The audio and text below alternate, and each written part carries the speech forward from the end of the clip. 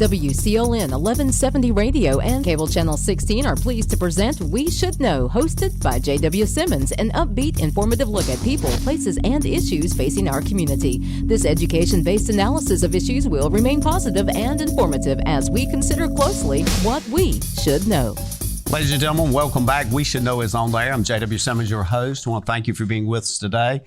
A lot of subjects has come across the screen and we've talked to you about over the past 10 or 11 years, and all of them are important. Today we're talking about something that's near and dear to everybody's heart because it involves the food on your table and it's agriculture in North Carolina. We have Eileen Coite with us today. Eileen, welcome back. You do a lot of stuff at Corporate Extension, including ag education, awareness, agritourism, equine community development, emergency preparedness. You're involved in a lot of community activities, and I want to thank you for taking time to be here. You're always accessible and you're always full of information. So thank you. Elizabeth Merrill, I want to thank you for being here. You've got quite a track record with 4-H, and that's very important for us. And I was looking at some of your background, and we're talking 4-H for 12 years, and you're the extension person there. You work as a program assistant, yes, Corporate Extension.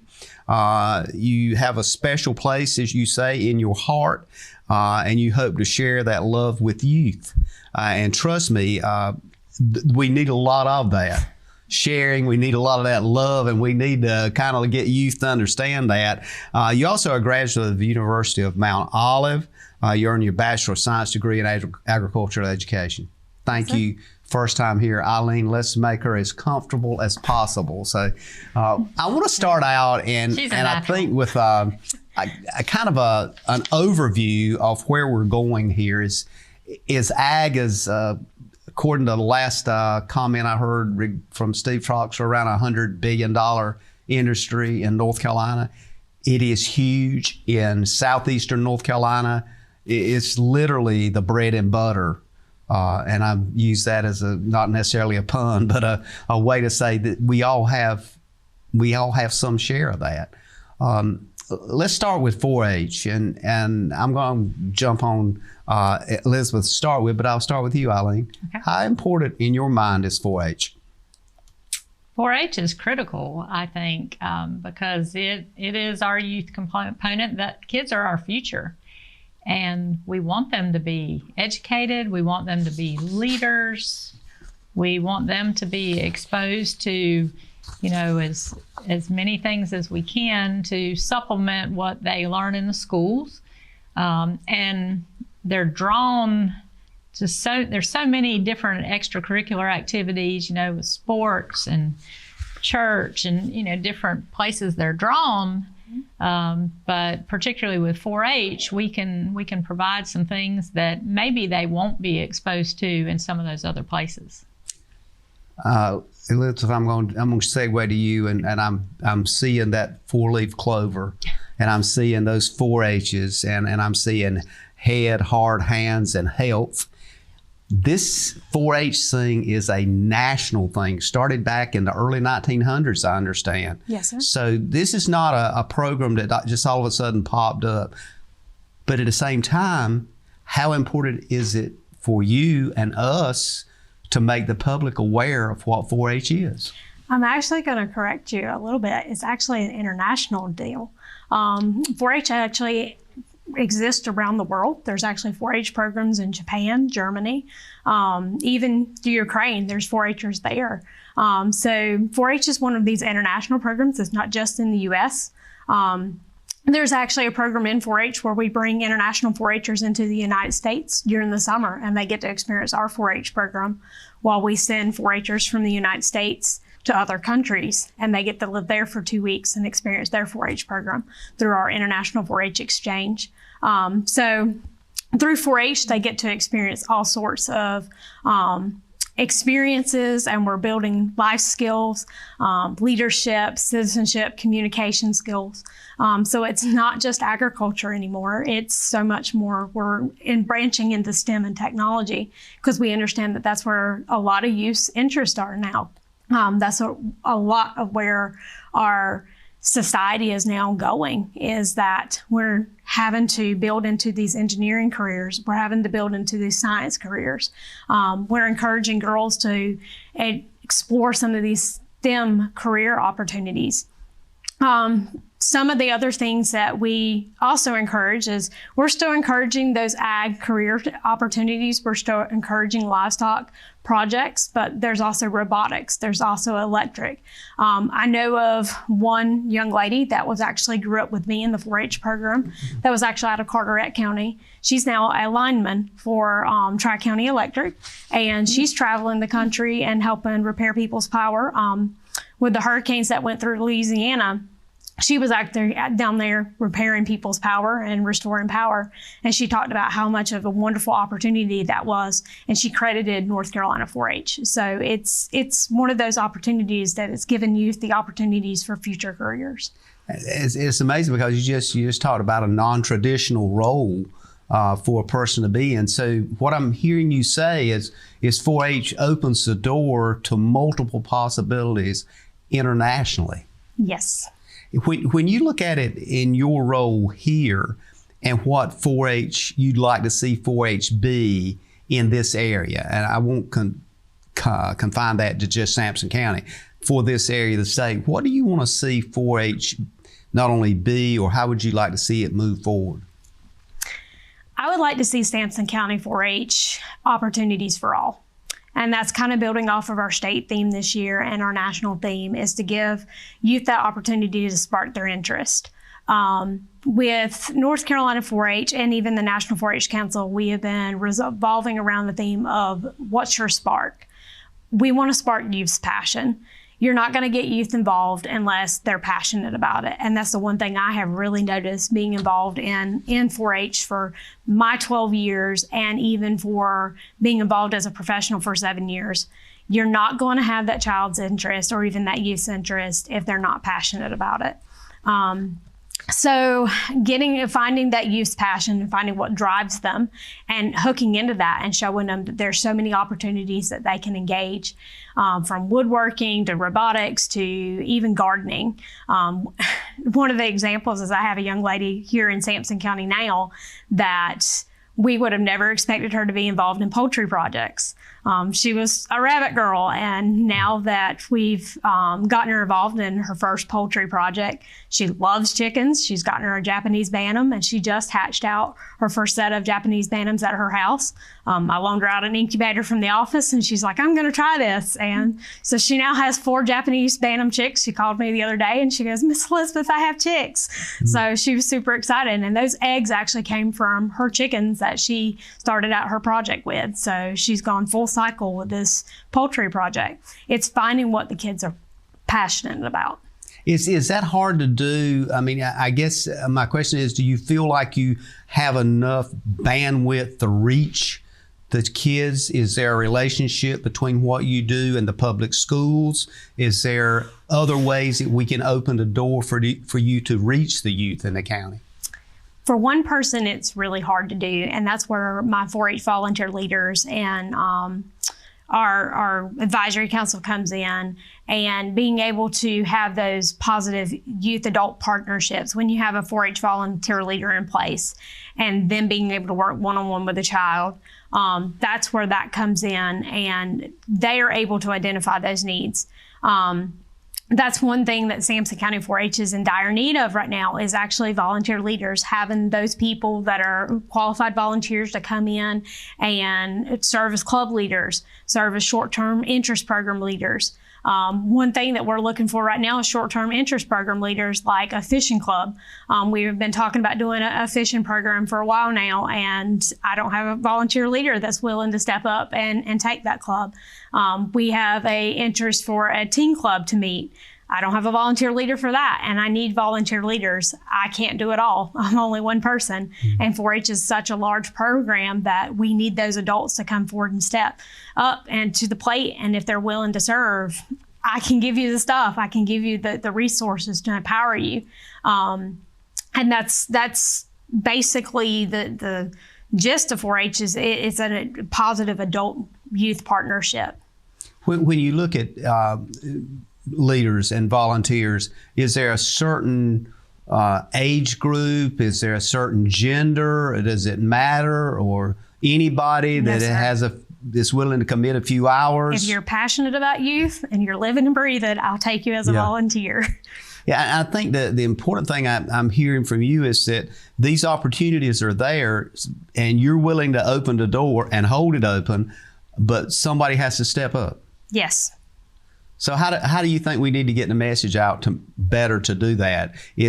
Other than what we're doing now, which is a public venue, is there other areas that we need to get folks to work with us on to get the message out? And I'm talking in terms of farm clubs, organizations, Eileen, things that you've been involved in the past and that you have your eyes on now, which we're talking about doing a show on the farm, which would go to the schools. I know you're doing some things in schools now. Yeah.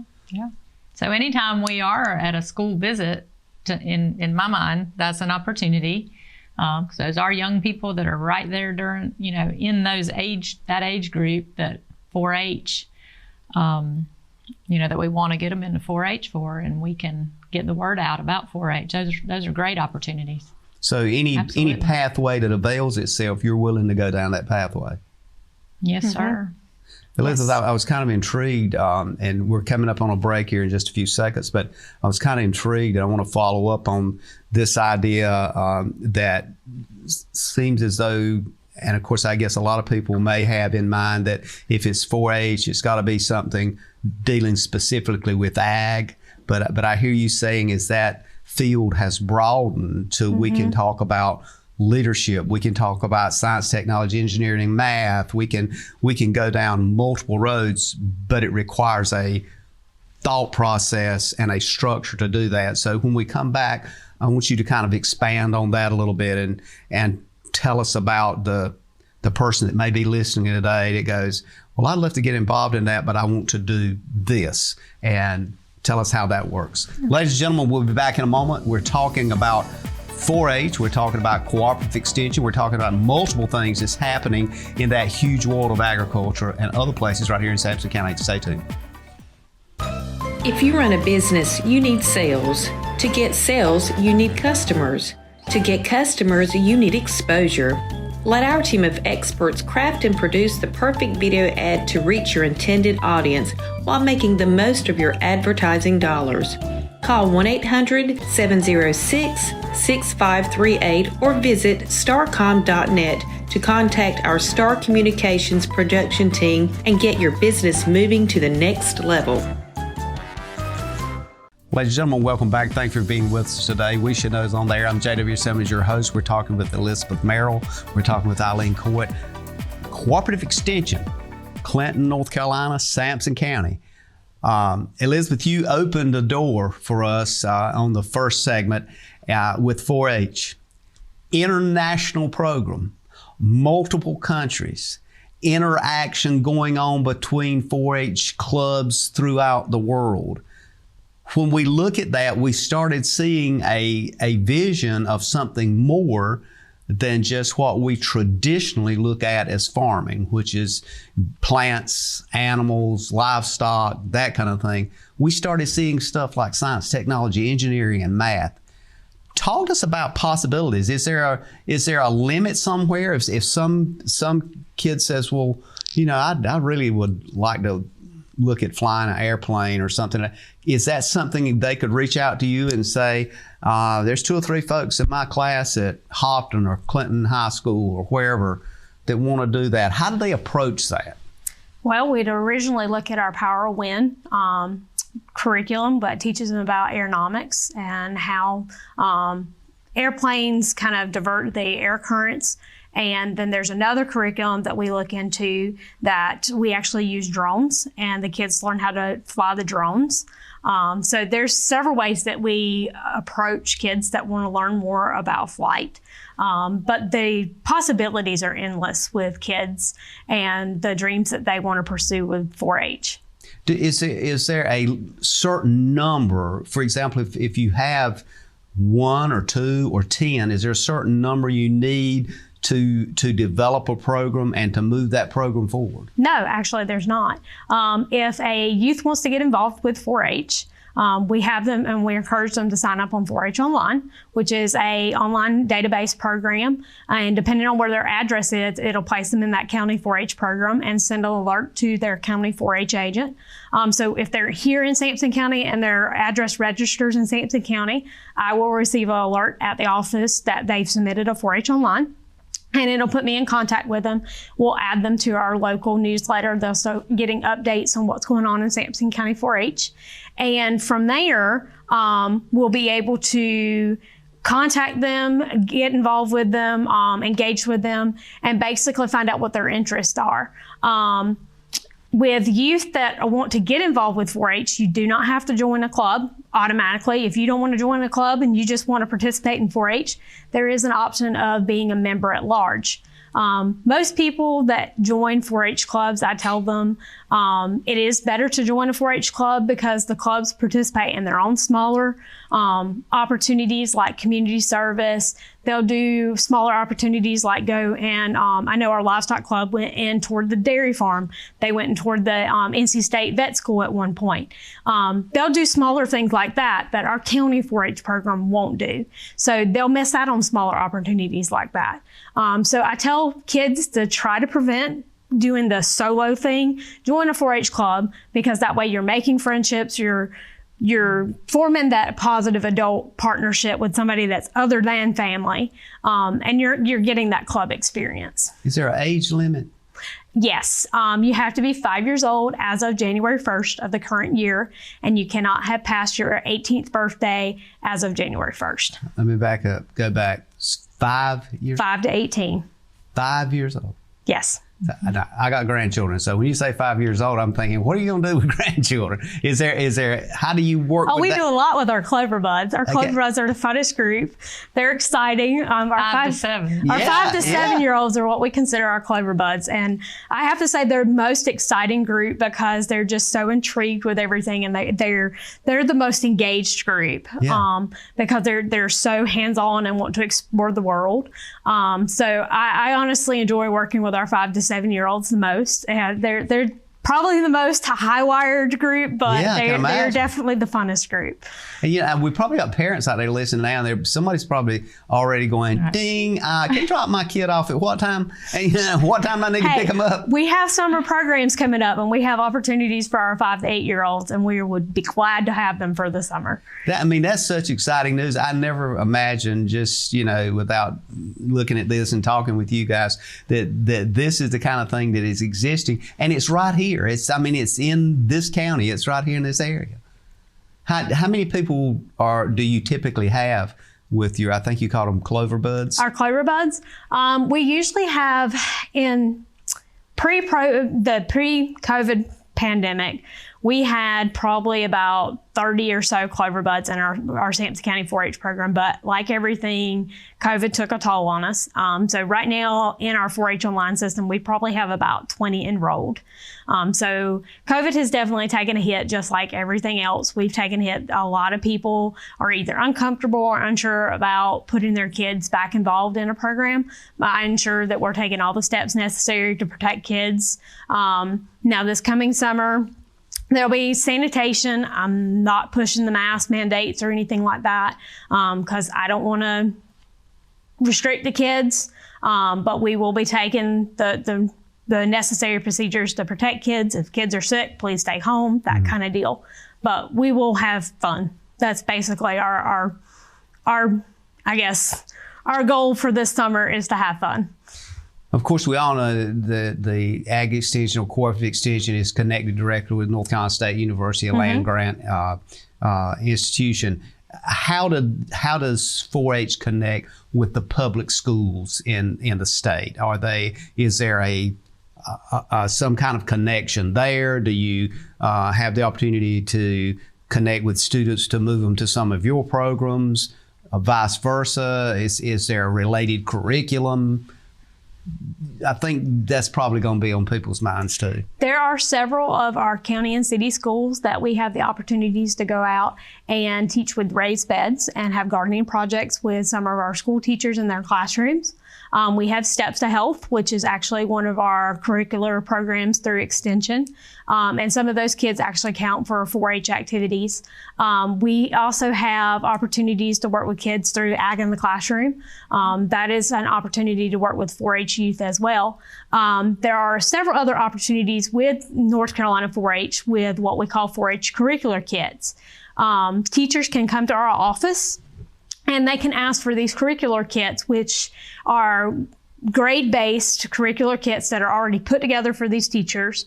They may have to buy the perishable items like bread and stuff like that for the kit, but basically they can take these kits into their classroom. They can teach the lesson that goes with the North Carolina education plan for that grade, and they just bring the stuff back to us. These education kits revolve around microbiology. They revolve around the soils, which I know is like the 6th or 7th grade curricular where they had to teach about soil solutions and stuff like that. There are a life cycle where we can go in and do an embryology project. Unfortunately, right now with the avian flu, that's kind of put on a hold, but we can do a butterfly hatching with the classrooms. So we're hatching out butterflies right now in place of chickens. But embryology is an option once the avian flu stuff goes away. We're able to hatch out butterflies right now, or we can do chickens. But there's those options for teachers that they want to supplement in their classroom. But we have several of those options. And we also have several other extension programs that work with youth one-on-one. And it sounds like what I'm hearing, I guess the obvious question is going to be, is that relationship working, and does the public school teachers, are they aware of it, or do they need more, do they need more information or more coaching to be able to connect? I feel like there's a lack of communication somewhere within the school system because myself and my agent have been out to some of our principal meetings, and we've presented these kits, but we just haven't had a lot of communication with the teachers that wanted to see these kits. Now, we've had several come out and that have been volunteer leaders that teach in the schools, and they've signed out the kits and they've used the kits and they've talked about how great it was. Like one of the opportunities that we have to sign out is called Dash, and it's a little robot, and the kids work on computer programming and sequencing, and basically it's a little tablet with a program on it, and the kids have to program basically what they want the robot to do. And so you can lay out an obstacle course in the floor, and the kids have to program the robot to go through the obstacle course using the tablet. So they're learning about computer programming and sequencing. It's harder to explain. It's really cool in person because even the agents are like, man, this is complicated. And the kids can do it right off the bat. So it just shows how much better the youth are at technology when it comes to the older generations. But we've got those for the teachers to sign out. We've even got the virtual reality goggles that the teachers can sign out. So, I mean, there's so much stuff that we have at the office that the teachers can sign out that's just sitting there that we're just not having that much feedback on. You know, Eileen, I'm just sitting here and listening, and I'm hoping that either a teacher or somebody in the public schools, or maybe one of our superintendents is listening to the show going, wait a minute, I need to double check and make sure, because you just explained a lot of things that I think if I were a public school teacher, I would be going, yay, because I could go out and get this stuff. It's already self-prepared and approved. I mean, it's like a kind of a no-brainer thing. Plus the hands-on piece, is there a certain age group that would be more attracted to? We do have a curricular sheet that talks about which grades it's better for. Like our embryology program, we kind of direct that more towards the 2nd and 3rd and our 7th grade, because in their educational planning guide for the teachers and all, it talks about how you have to go over the life cycle with them. So we kind of direct that program more so towards them because it's addressing that educational need. We're going to take a quick break here in a minute, but I want to come back from break and pick up on that a bit. And then, Eileen, I want you to kind of fill in some blanks for us, how this works in the long term with some things that you're doing in the schools already with education in the classroom. And I think folks would really get a lot out of that, just understanding, because this is, for us, I think, an enlightening moment. It's a moment of things that maybe we were not aware of. And great job, Elizabeth. Ladies and gentlemen, we're kind of at the halfway point here with We Should Know. I want to thank you for being with us. We're going to come right back and continue this conversation about 4-H, cooperative extension, and what it means to you. Stay tuned. At home or away, knowing who is at your door is priceless. Star Communications is here to help with its doorbell security camera by Skybell. Live viewing and two-way audio equips you with the ability to always see and greet anyone that shows up at your door. If this is the kind of confidence you are looking for, call Star Communications today at 1-800-706-6538 to learn more about this intelligent security that you can always depend on. Ladies and gentlemen, welcome back. J.W. Simmons here, your host for a show called We Should Know. We're talking about things, cooperative extension. We're talking about things about agriculture, and we've kind of zeroed in on 4-H, and our guest today is Eileen Coite. Eileen, a lot of folks here know you. You've been on this show a number of times.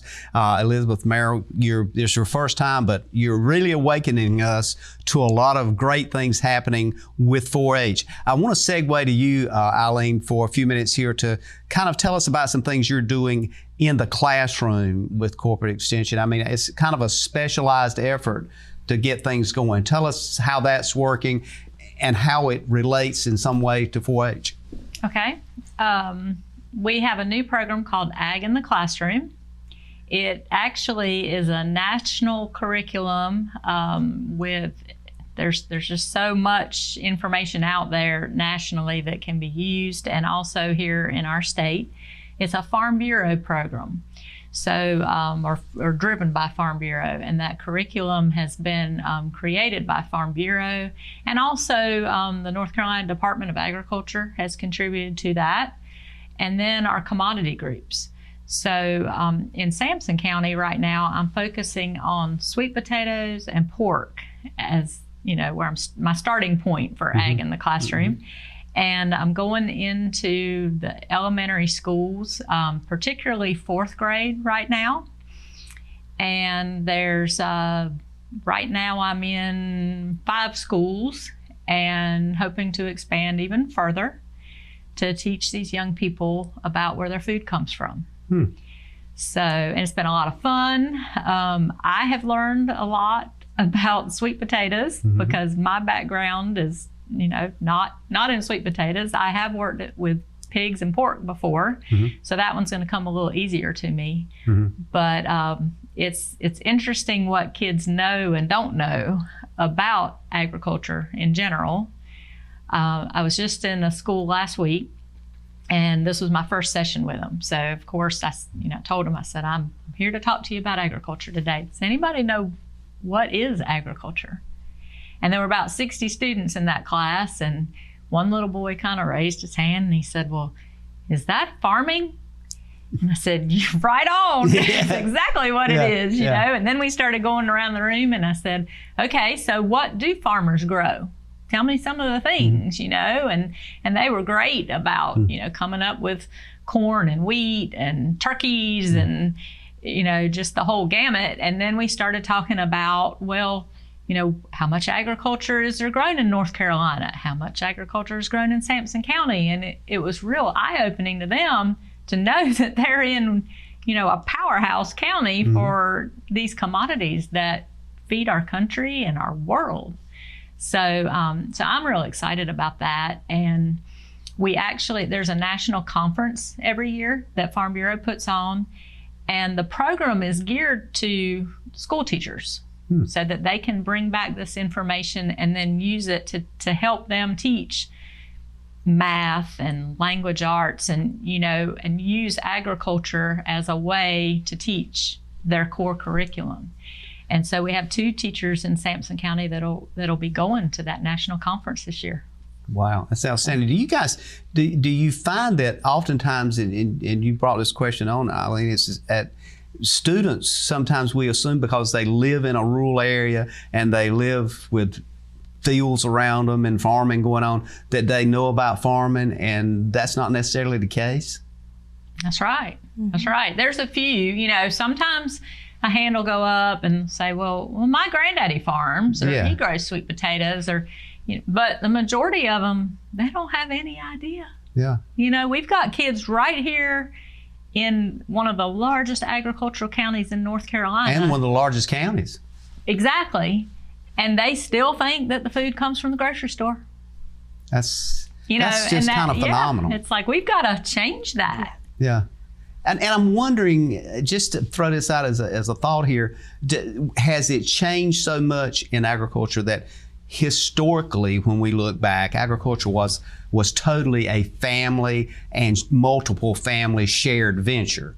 Today, it has become more business driven, and you don't see families and children involved in it. Is that part of the problem, that children are not realizing as much as they should? I think that's a big part of it, because instead of having, you know, multiple hundreds of small family farms out there, you have larger farms and larger, you know, acreage of, you have less people farming more, you know, more acres and growing more products. And it becomes so more robust. It becomes more of of an engineered process rather than an engaged process, I guess. Right. How does what you're doing in the classroom, is it directly relate to what Elizabeth's doing with 4-H? Is there a direct parallel, or is it somewhat steering down a different path, or is it more community, I guess, service as opposed to being directly 4-H? Well, anything we do in our office that involves youth is classified as 4-H from our standpoint. So, but is it using the, you know, 4-H curriculum that I get from Elizabeth? It could be. Yeah. Or it could be something that the Pork Council supplies me with, or the Sweet Potato Commission, or, like I said, Department of Agriculture, Farm Bureau. So all of those things, you know, we're pretty flexible about what we use. And then, you know, when the day comes that maybe I shift gears, and like right now I'm talking to them about sweet potatoes and pork, but next year it might be chickens. And if it is, I may go to Elizabeth and say, you know, hey, you've got these, you're teaching embryology, and can you come with me, or can I use some of your curriculum? So we got some flexibility there on what we use. And thankfully, we do so much farming that we have the resources there to bring that curriculum. Elizabeth, I'm kind of developing a thought here that, after listening to a lot of things that 4-H is doing here in this county, and a lot of the kinds of things that are not traditionally directly ag related, that is it safe to say 4-H is not just farming? Oh, yes. It's no longer cow, sows, and plows like a lot of people think. Well, it's one way to put it. Yes, one way to put it. It's a lot more than just agriculture. It's citizenship, it's leadership, it's community service, it's science and technology. It's so much more. If you can think it, we do it with 4-H. I have sent kids to Atlanta. I've sent them to Washington, D.C. We've been all over the place. I've even gone to Louisville, Kentucky, and been able to travel with 4-H. We've had kids come here from Japan. There's been so many different opportunities that have been offered with 4-H that I can say that it's not just agriculture anymore. There are a lot of different opportunities. We've had a 4-H youth enter woodworking at the state fair. So, I mean, there's so much other opportunities that are offered with 4-H. What do you see? And it looks like from your background, you've been there long enough to see some of your kids go into various fields or careers. What do you see the kids that you've experienced in your program end up doing career-wise? Some of the people that I grew up with in 4-H. One of them has recently opened up her own chiropractic business. She has actually gone into her own business and opened up a practice in Garner. I've seen one of them go into politics. He grew up around the North Carolina Citizenship Focus trip, which was basically, it's a week in Raleigh, North Carolina, where we talk about U.S. government, we talk about North Carolina legislative, and we spend a week in Raleigh with our local legislative, and we talk about the issues about North Carolina and what concerns us as youth. And we have an opportunity to sit down with our local senators and representatives and talk about those issues. And there's also another event that kind of correlates with that. That's the national trip, National 4-H Conference, that they go to DC, and they do basically the same thing. We sit down in roundtables with youth that are from across the nation, and we talk about issues that concern us. And we have an opportunity to go present to a council of senators and representatives that represent those needs, and we present what we think is a solution to those problems, which I think is a great opportunity for those youth, that they get to be a voice of concern for those issues. So I've seen one person go through that program, and he's now into politics and running for offices and stuff like that. And like I said, I brought up the example of the young lady that went into being a lineman, or a line lady, if you want to call it that. So she went through the 4-H electric program and absolutely loved it. So she went into that venue. There's been several people that down the road, one of the young ladies that I went through a 4-H club with, me and her have gone on to pursue 4-H professional careers. So it just goes to show that there's a little bit of everything for people in 4-H. Eileen, it's hit me just as Elizabeth was talking. There's multiple shows here we could do just on 4-H. This is such a broad field. Definitely. We're just scratching the surface. And we could bring in one of these 4-H alums that, I can think of two right now that grew up in 4-H when I worked in Wayne County that are veterinarians. One of them has a private practice, does, companion animals. The other one is a veterinarian for Butterball. So she works with turkeys every day. Elizabeth, we're coming up on a break, but it just sounds to me, the more I listen to both you and Eileen, it's just like you're helping people find their passion. You're really helping them to early in life, rather than waiting to their 4th year in college and decide to go to graduate school and get something. You're really letting them find that early on, which is our education system seems to be kind of getting back to the point that once you find that, and the earlier you find it, the greater benefit you are to yourself and to everything around you. So we're going to take a break and come back for our last segment today. So we got a lot of stuff to still talk about, and we're going to pick up on the Spanish-Latino connection, and you can tell us what's going on with that. Ladies and gentlemen, we'll be back in a moment talking about a lot of stuff that you need to know about and to benefit you in your life. Stay tuned. To get the most out of your electronic devices, you need a strong internet connection and a protected home Wi-Fi network. You need high-speed internet from Star. Star has the fastest, most affordable high-speed internet service available for all your devices. We have no long-term contracts or high-pressure sales. Our service speaks for itself, and switching is hassle-free. We take care of everything with free installation from a local company. High-speed internet from Star. Internet at the speed of life. Welcome back, ladies and gentlemen. The last segment of We Should Know is coming up. I'm J.W. Simmons, your host. We've been talking about corporate extension today. We've been specifically focused on 4-H. We want to get back into the subject as soon as we can, but I want to remind you, you can reach us via email at weshouldknowedu@gmail.com. That's weshouldknowedu@gmail.com. And certainly you can always drop us a card or a note, Post Office Box 1482, Clinton, North Carolina. We look forward to hearing from you, and your continued input is definitely a great benefit to us.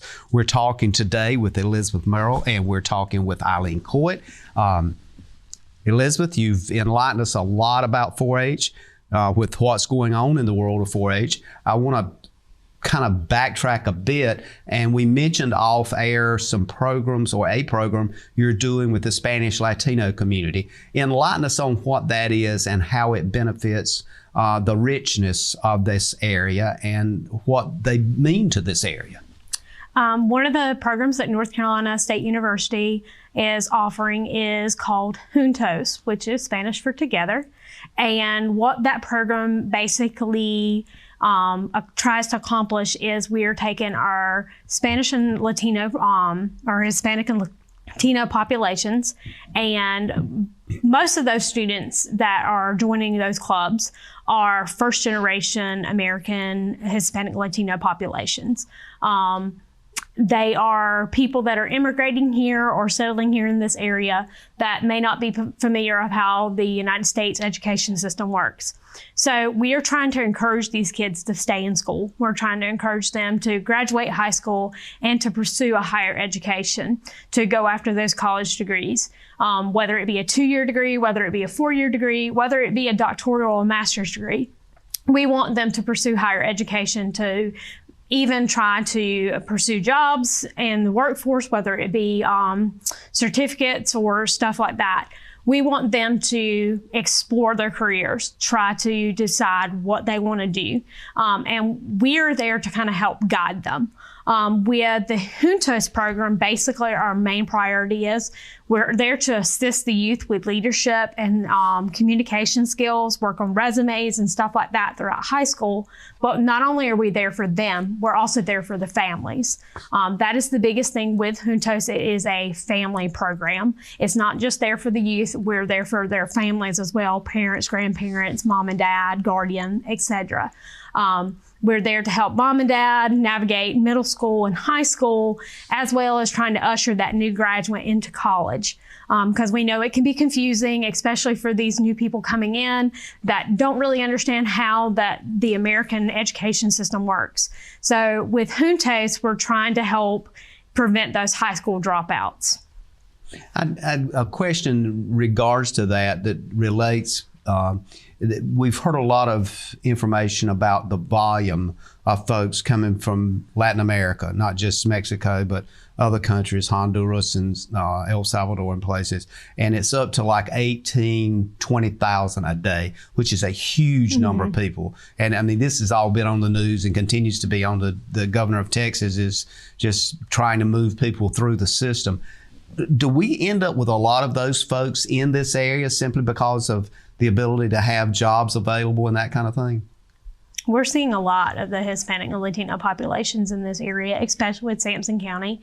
And I believe that the Juntos program is very, very beneficial for those kids because it's helping them not only get through high school and middle school, but it's also helping them get into the colleges that they want and helping them pursue scholarships and work on resumes and even get into the job force. That we're seeing a lot of success out of those kids. I think the big thing with that population, Eileen, they're so beneficial to agriculture. Absolutely. Yeah, and at the same time, folks are concerned, who are these people? Are they registered? Are they not? Majority of the farmers that I talk to say they all have the registration cards. They're all validated and that kind of thing. How do we know? I guess is there a system set up with Department of Ag that looks at backgrounds? Or I mean, because we've got literally, to be totally honest, we've probably got hundreds of people or even more that we know that are living here. I mean, all the numbers with emergency response and everything else reflects that. So I think we should be kind of open with that. We really should. I know, of course, we're coming into the busy time for farmers, and we do have a lot of H-2A workers coming in that won't be here year round. Sure. But then you've got a lot of Latino families that are here year round, and without them, I mean, like you said, our ag community would really be hurting because I mean we rely on them, and a lot of them, particularly the H-2A workers and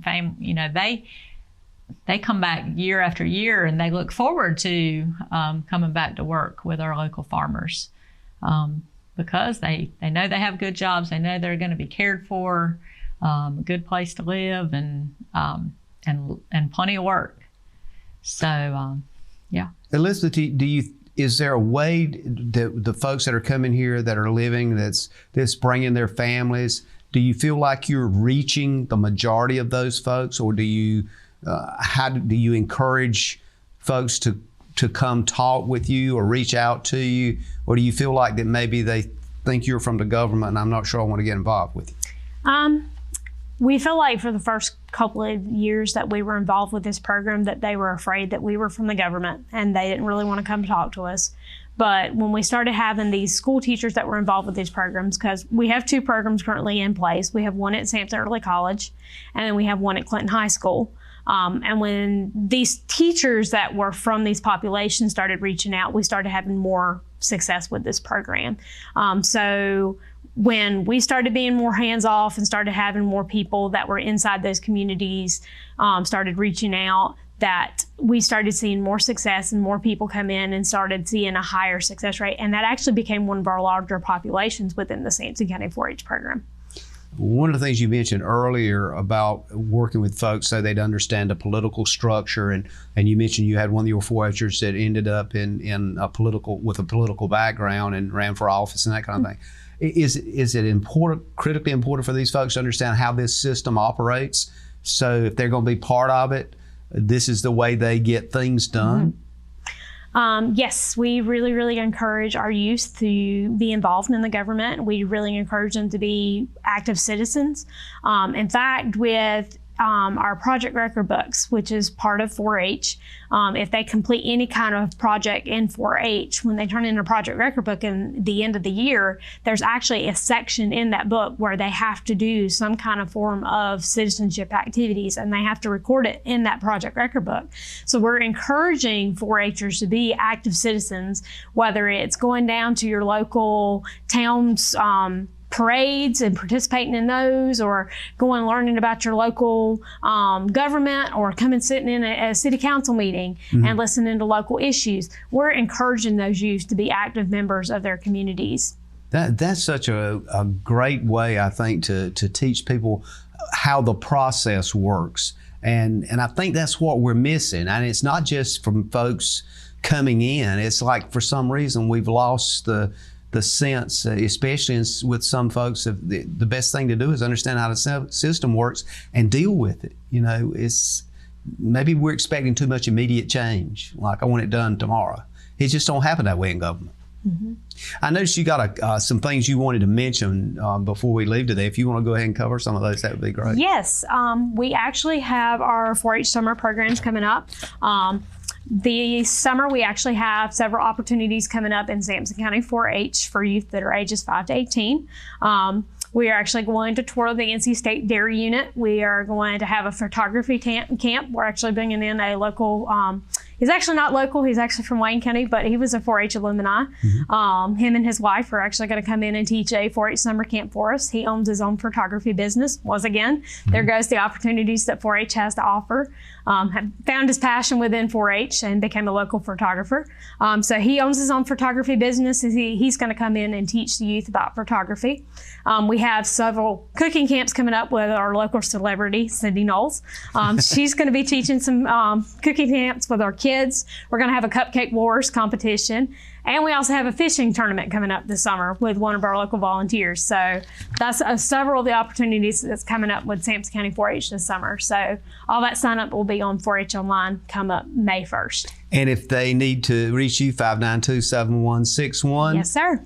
To find out more information. And for folks that want to volunteer, same number, and just ask for Elizabeth Merrill or 4-H. And there's a number of people working different areas in 4-H, but I think you've got a good overall view of what's happening. Eileen, I want to give you a minute for kind of anything you want to add before we go to closure here.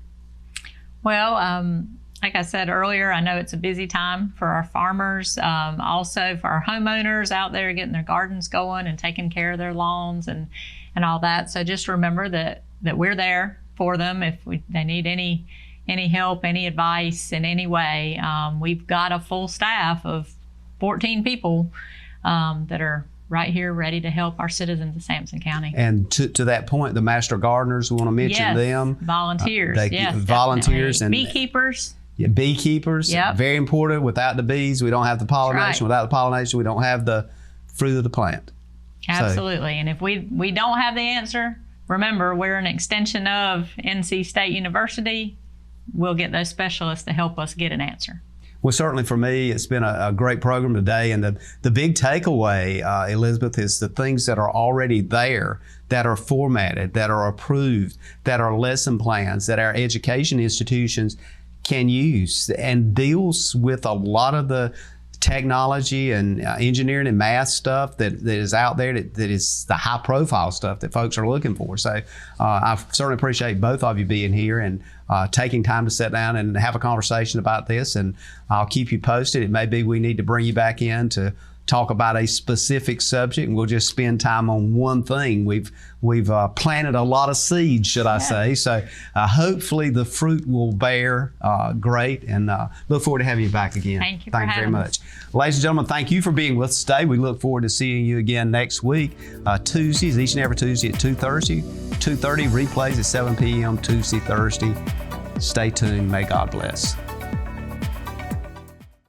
Thank you for tuning in to this week's episode of We Should Know with host J.W. Simmons. If you have a question, comment, or suggestion regarding this or any episode, please send your emails to weshouldknowedu@gmail.com. And remember to tune in every Tuesday at 2:30 for another informative episode of We Should Know.